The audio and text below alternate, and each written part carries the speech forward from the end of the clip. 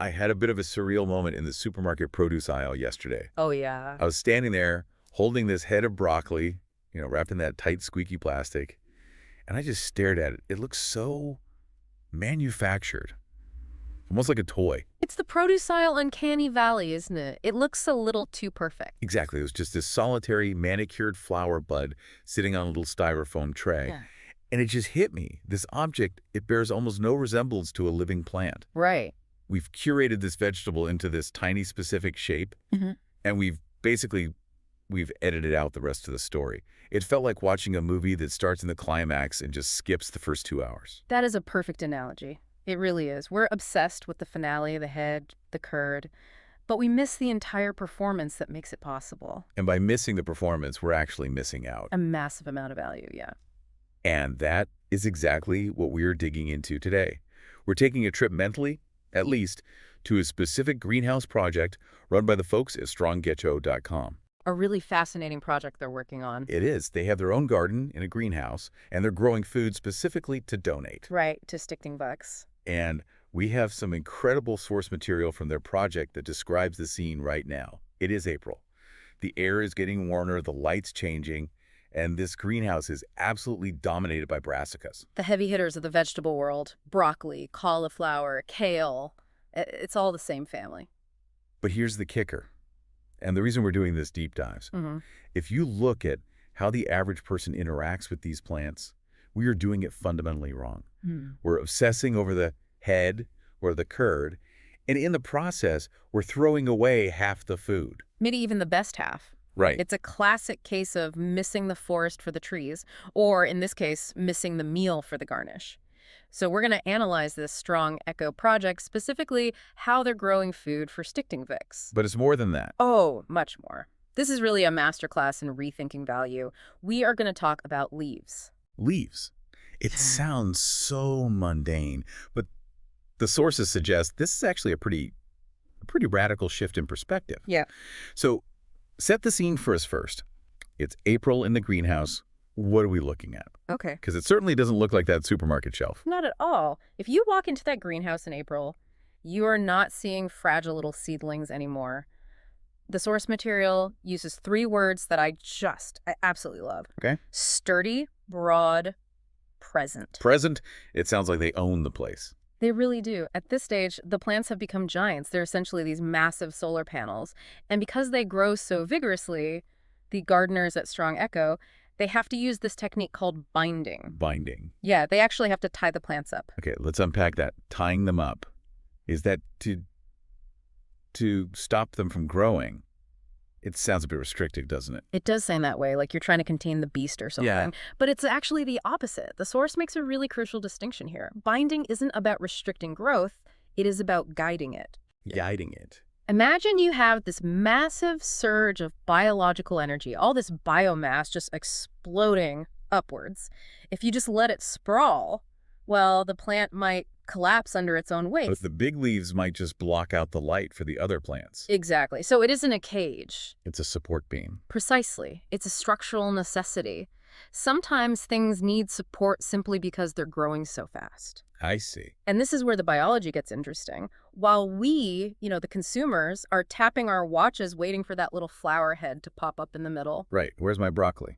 the plant is doing the heavy lifting. It's producing these massive sweeping leaves. Okay, so let's get technical for a second. We know photosynthesis is happening, but why does the plant prioritize these huge leaves over the part we actually want to eat? Well, that's just it. The plant doesn't know you want to eat the flower. The plant wants to reproduce. Of course. And to do that, it needs a massive amount of energy to push out that nutrient-dense flower head.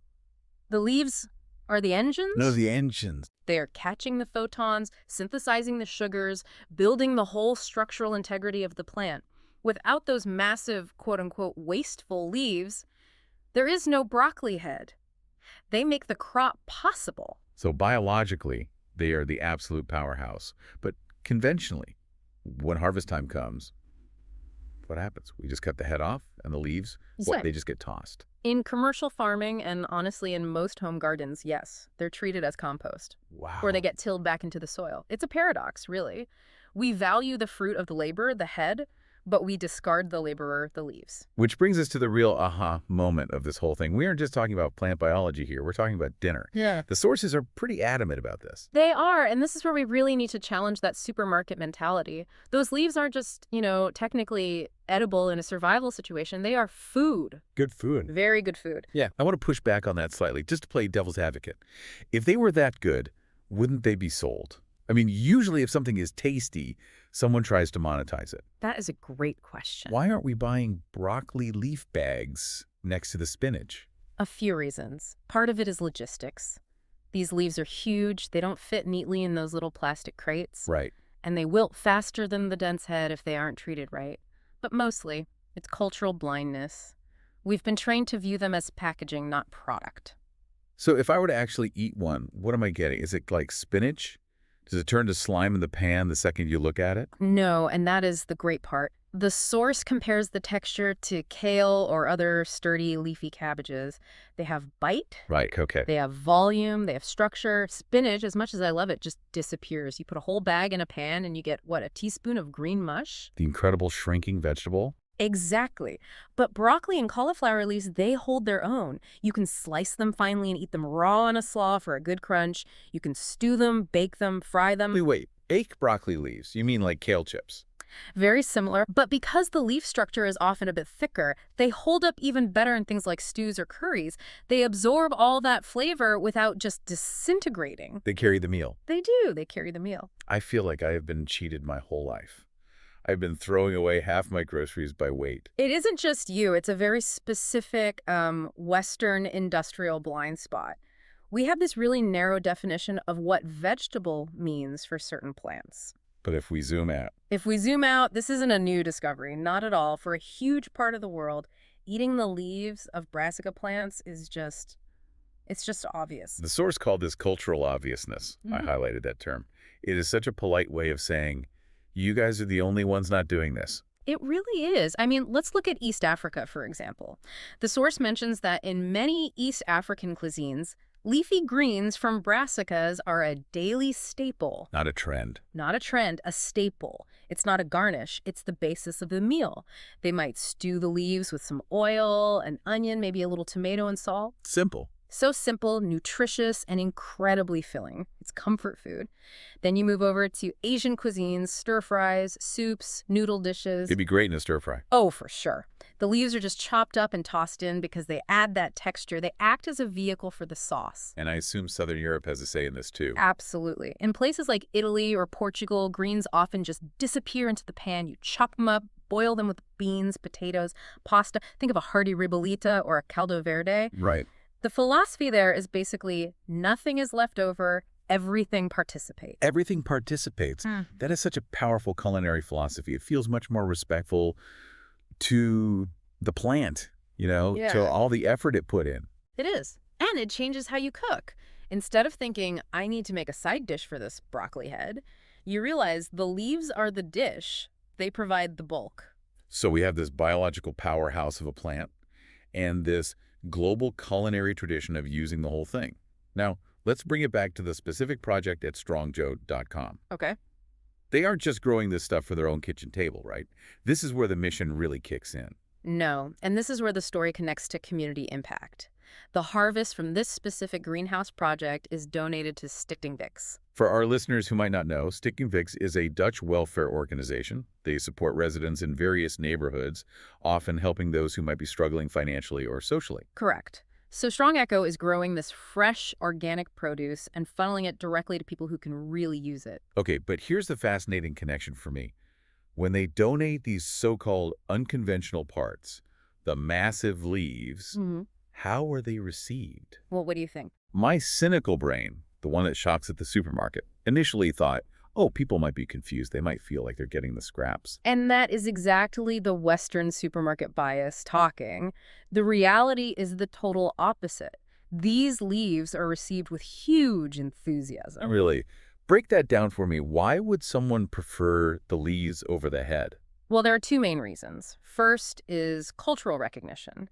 Many of the people receiving support from Stichtingweeks have diverse backgrounds, right? From all over the world. From Africa, Asia, the Middle East, they recognize these greens. To someone from East Africa, getting a big bundle of fresh Brassica leaves isn't getting waste, it's getting a premium ingredient for a favorite home-cooked meal. That is so cool. It's like a taste of home. So the waste product is actually the culturally relevant product. Exactly. And the second reason is pure utility. As we mentioned, these leaves are substantial. They have that bulk. They do. If you're trying to feed a family on a budget, a head of broccoli is great, but it shrinks. It serves maybe 2 or 3 people if you're lucky. A massive armful of nutrient-dense leaves. That can bulk up a stew, a soup, or a rice dish significantly. It goes further. It's practical abundance. You can stretch a meal. And nutritionally, let's not forget, these leaves are packed with fiber, minerals, and those healthy bitter substances that stimulate digestion. They satiate you. They make you feel full. It's amazing how a simple shift in perspective completely changes the value of the object. To one person, it's compost. To another, it's a feast. And that ties into the bigger philosophical point the StrongEcho project is making about time and harvest. Right, the timeline. This was something I hadn't considered. Usually gardening feels like a waiting game. Right. You plant the seed, you wait 8 weeks, you get the broccoli head, you cut it, and you're done.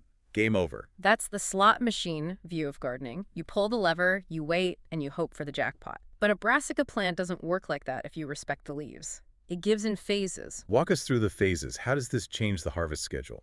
Okay, so phase 1, the young leaves. You can harvest a few of the outer leaves while the plant is still growing. It's like a cut-and-come-again crop. Phase 2, more leaves as it gets bigger. You're getting real volume. Phase 3, the buds or the head appear. You harvest that jackpot. But then phase 4... There's a phase 4. Yes. Even after the head is gone, the plant is still alive. The leaves are still there. And often the plant will spurt new growth from the sides, little side shoots. So it's a continuous supply chain, not a one-time event. Precisely. And this completely redefines what we mean by abundance. This is a concept from the source material that really stuck with me. We usually think abundance just means more. More plants, more rows, more land. Exactly. The industrial mindset says, I need to double my yield, so I need to plant double the seeds and use double the water. But the StrongEcho philosophy suggests that abundance isn't just about growing more plants. It's about fully utilizing what is already there. It's about looking differently rather than just growing more. That's the core of it. That is profound. We are literally standing next to food, looking for food, and not seeing it because it doesn't look like a cartoon drawing of a vegetable. It's a difference between the center and the edge. We are trained to look at the center, the focal point, the flower, the head. But so often, the value, the volume, and the resilience, they're at the edges, in the leaves. Value is at the edges. I feel like that applies to so much more than just cauliflower. Oh, it absolutely does. Think about how we structure our organizations, our communities, even our own attention spans. We focus on the loud central events, the heads, and we ignore the support structures, the leaves that make it all possible.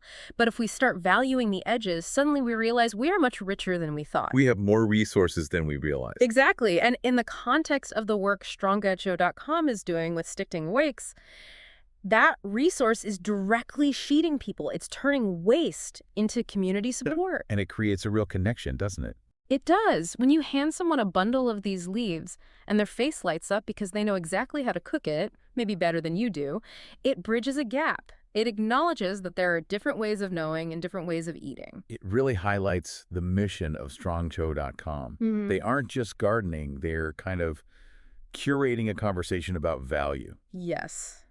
And the season plays a huge role here. Remember, we started in April. Right. April is when the plants demand space. It's when they are most present. If you walk into that greenhouse, you are surrounded by this green energy. It's visceral. You can't ignore the leaves because they are literally brushing against you. I love that idea of the plants physically demanding that you notice them. Hey, I'm down here, eat me. Essentially, yes. And the tying up is our response. It's us saying, okay, I see you, you are big, let's work together so you don't fall over. It becomes a partnership between the grower and the plant. It's a beautiful image. So for the listener who might be inspired by this, let's say they have a small garden, or maybe they just shop at a farmer's market where they actually sell the whole plant. What's the practical takeaway? How do we stop being leaf blind? The takeaway is, don't be afraid of the roughage. Don't be afraid of the big, tough-looking leaves. Okay, but practically speaking, I'm standing in my kitchen with a giant cauliflower leaf. It looks like a fan. It's got a thick stem. How would you cook it tonight? Personally, I would treat it like a collard green. I'd strip the leafy part from the very thickest central stem. Okay. So don't throw that stem away. You can peel it, and it's sweet like kohlrabi. Then I'd slice the leaves into ribbons. Ribbons, I like that. Then saute some garlic and chili flakes in olive oil. Get that oil really fragrant. Throw the greens in. They'll sizzle. Add a splash of water or broth. Put a lid on it and let it steam fry for maybe 5-6 minutes. Okay. You want it tender, but still keeping that bite. That actually sounds delicious. Yes. You're getting all those minerals. All the minerals, all the fiber, and the satisfaction that you didn't throw away perfectly good food. And you're aligning with a global tradition. You're eating like they do in East Africa and Asia and Southern Europe. You're joining the club. Exactly. You're stepping out of that narrow supermarket aisle mindset and into the global kitchen mindset. I want to circle back to the donation aspect one more time before we wrap up. Stickningvix receives these donations.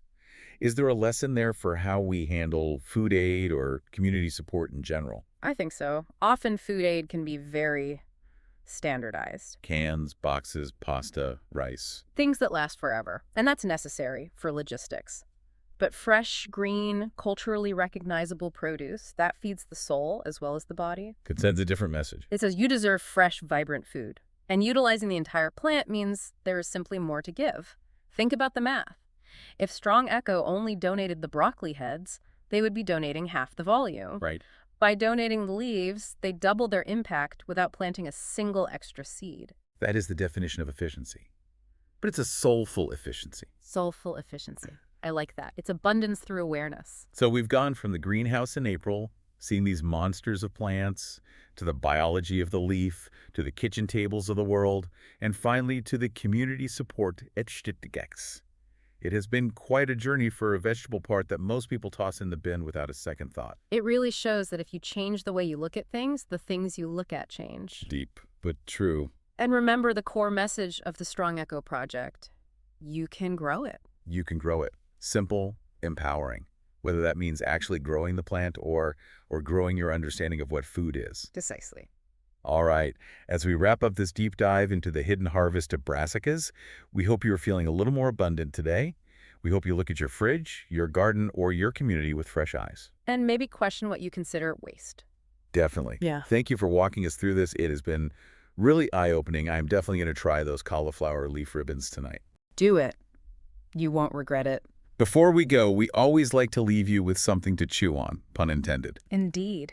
Here's a thought to take with you. We've spent this time talking about how we ignore the nutritious, abundant leaves of a broccoli plant just because we are so fixated on the flower in the center. It makes you wonder, what other resources in our lives or in our communities or even in our own skill sets are we overlooking simply because they're on the edge rather than the center? What value are we throwing away just because it doesn't look like what we were expecting? Something to think about next time you're in the produce aisle. Thanks for listening to The Deep Dive. Catch you next time.